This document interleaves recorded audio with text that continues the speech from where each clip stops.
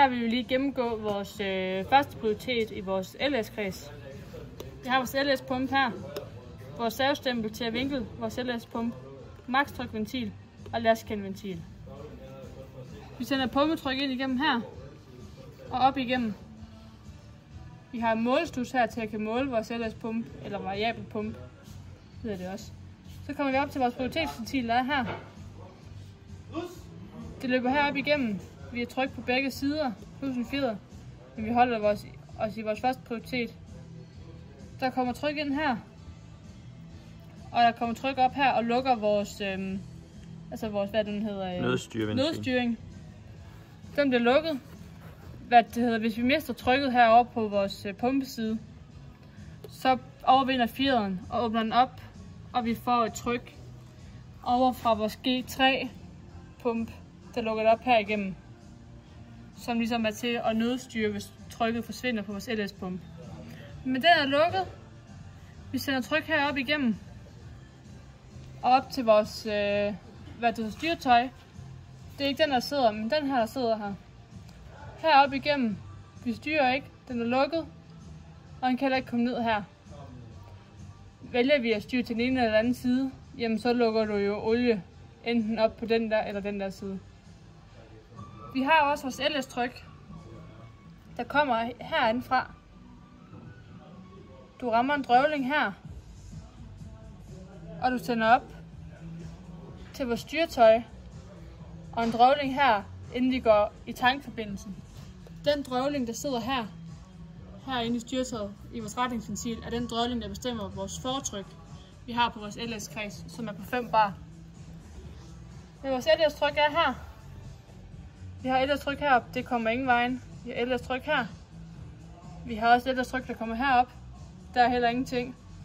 Og vi har ned på vores lastkendeventil. Alt det grønne, vi har tegnet her, har vi et fortryk på 5 bar. Fordi at den der drøvling lukker det ud på LS-kredsen. Og den der drøvling stopper det, inden vi kommer til tanken. Det er præcis. Så de 2 drøvlinger er med til at bestemme vores fortryk. Ja. Vores fortryk fandt vi ud af her. Fordi vores fjeder på vores lastkendeventil er på 27 bar. Men vores lavtryk-standby er på 32 bar. Altså det tryk, vi har her i lavtryk-standby, er på 32 bar.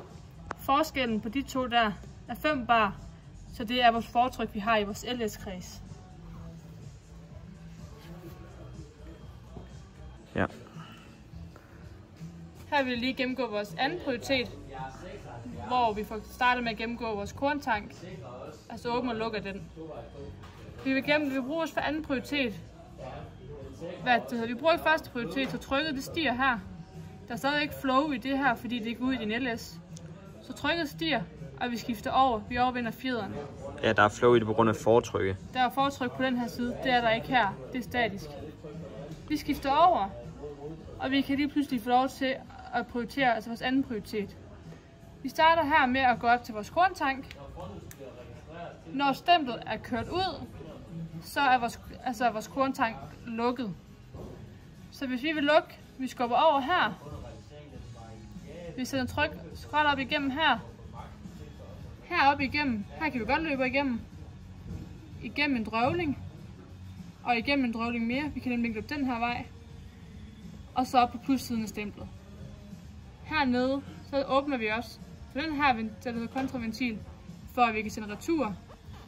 Kontraventilen her bliver skubbet over til den anden side, så vi kan bruge vores trykbegrænsningsventil. Vores retur løber ned igennem her, gennem en drøvling og ned i tank.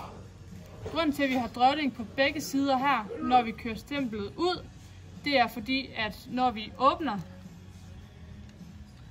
når vi lukker vores tank, vi starter med at køre her, vi drøvler, og så lige pludselig her, kommer vi lige pludselig over et sted, hvor vi har tyngdekraften, der lige pludselig hjælper. Så for at undgå stød, derfor drøvler vi også på minussiden, for at vi bliver ved med at holde samme hastighed, når vi lukker. For at den ikke lige pludselig når hertil, og så kører vi lige pludselig stærk. Det er vores, når vi vil lukke. Vi kan også lige hurtigt gennemgå, når vi vil åbne. Vi lige hurtigt gøre sådan her. Der er jeg. Så løber vi egentlig bare lige op igennem her. op igennem. Vi løber forbi drøvlingen og ind på minussiden. Vi åbner den her. Den er skubbet over, og vi bruger igen vores trykbegrænsningsventil. Den trykbegrænsningsventil her er kun til at styre selve korntanken, men den har sin egen trykbegrænsningsventil. Ja. Retur igen her. Forbi drøvling.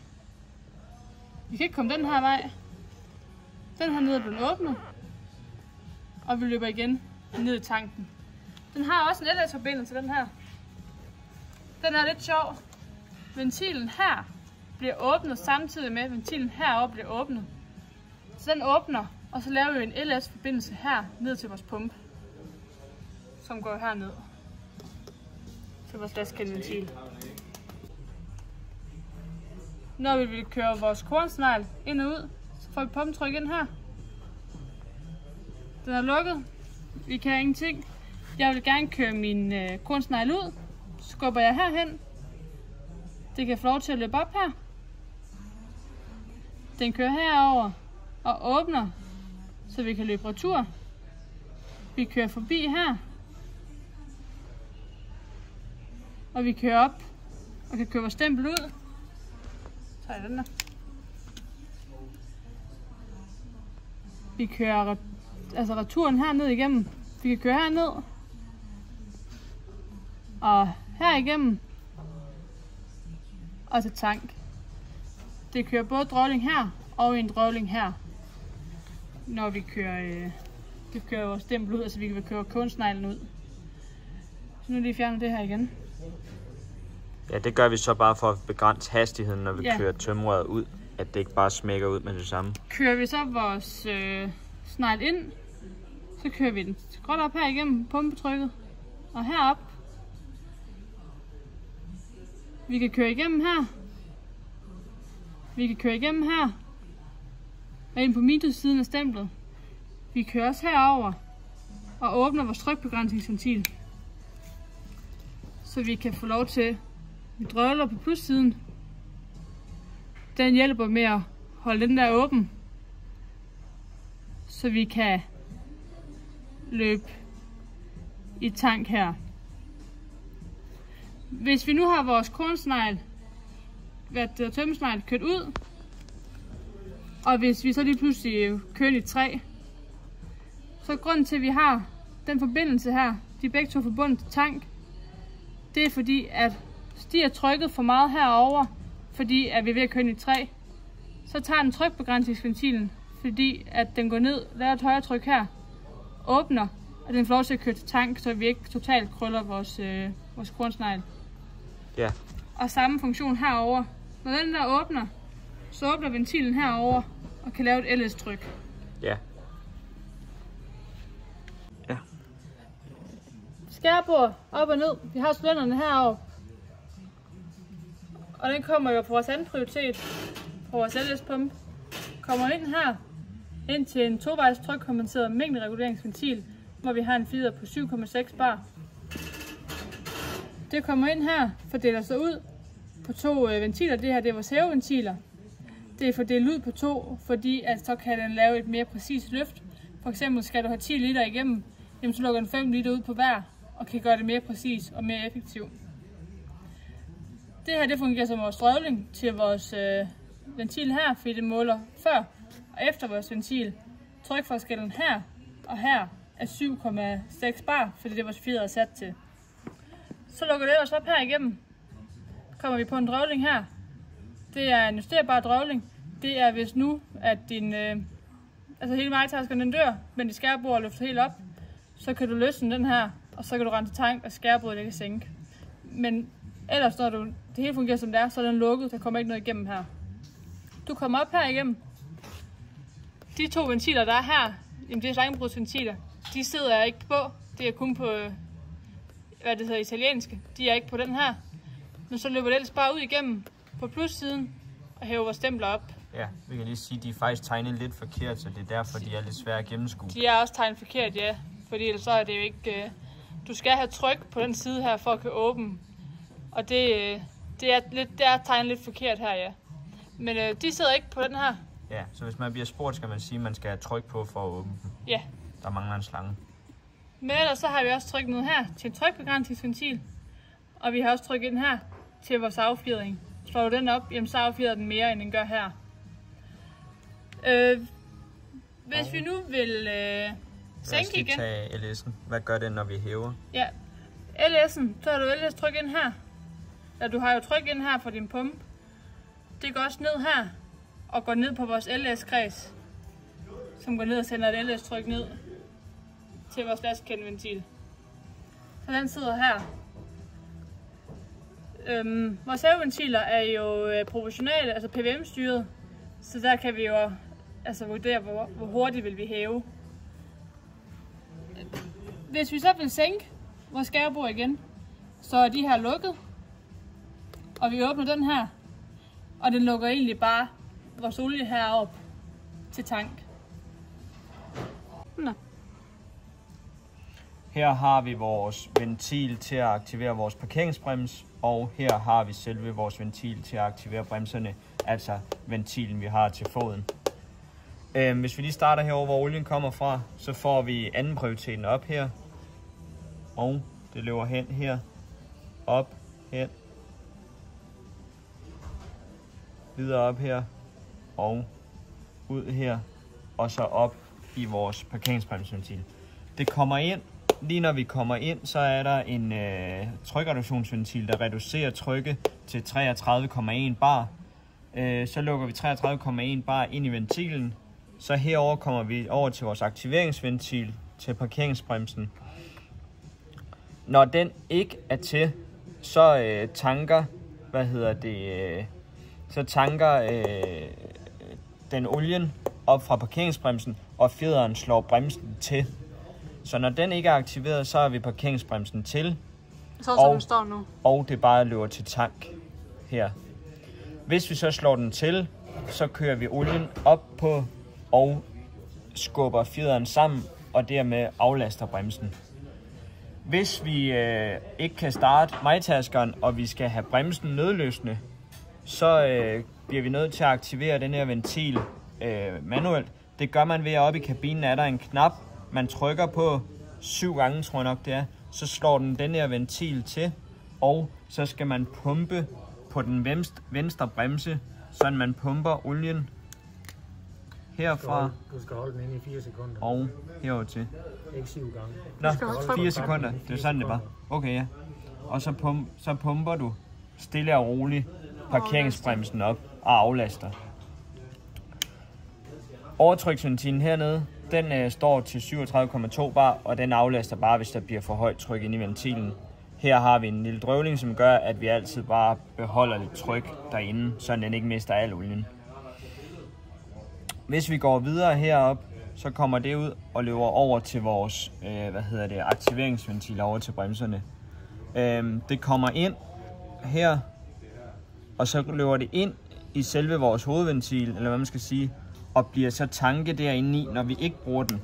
Når vi så begynder at bruge den, så lukker vi stille og roligt af for tankforbindelsen og lukker olie ind i, og så presser vi olien sammen og op i det kammer her og trykker fjederen sammen, jo mere vi trykker på bremsen. De her 2 ventiler heroppe, det er til vores sidebremsventiler. Altså hvis vi kun trykker på den ene brems, så lukker drøvlingen herover og gør, at det ikke kan komme over pres på det stempel her. Men hvis vi trykker på begge 2, så udligner de hinanden, og de trykker på begge bremsecylinder, ja. Og det løber selvfølgelig herop og trykker også. Så det er sådan groft, sådan det fungerer. Det er ikke rigtigt til at se, hvordan det løber herinde i, men det er bare, at den lukker stille og roligt af for tank, og til sidst så lukker den kun olien ind, og så påvirker du olien, altså presser du olien op i stemplet og trykker olien ud til din brems herude. Ja. Vores G2-pump, den sidder her, bliver trukket af vores brændstofsmotor. Det kan man egentlig se her. Gearkassen, vores brændstofsmotor er her, og så vores 3 pumper sidder her. Så de bliver trukket af vores brændstofsmotor. G2-pumpen går herned, og en lille ventilblok, hvor vi har vores, det er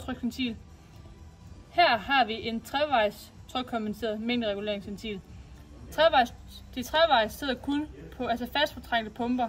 Tovejs sidder på LS-pumper. Her har vi en ventil, der er proportional, der åbner og lukker til vores avnsbreder, vi har hernede. Ja, altså de der to fungerer som en trevejs trykkondenseret mængdereguleringsventil. Ja, den her det fungerer jo egentlig som vores drøvling til vores trevejs trykkondenseret mængdereguleringsventil. Den måler jo på begge sider, så det tryk, vores avnsbreder nu ikke vil have, det lukker den tilbage her og sender videre ud til vores sugekøler, vi har her. Ja, vores sugekurv, ja. Sugekurv, ja. Og der har vi en trykbegrænsningsventil på 19,3 bar. Den sørger for, at vores sugekurv, den får ikke mere end 19,3 bar. Og så lukker den ellers egentlig bare resten op igennem vores køler. Og så tilbage i tank. Og her har vi så en målestus til vores G2-pumpe. Ja, G3'eren. G3-pumpen bliver også trukket af vores brændstofmotor. Går herud igennem igen en sikkerhedsventil, aftryksventil. Og det samme. Det her fungerer på samme måde som hernede. Vi har vores trevejs trykkompenseret mængdereguleringsventil. Den måler på begge sider af vores drøvling, altså vores ventil, vi har her, til vores underblæser. Den er proportional, altså PWM-styret også. Alt overskydende lukker den tilbage her og ind igennem vores køler igen, og samme vej ud til vores tank.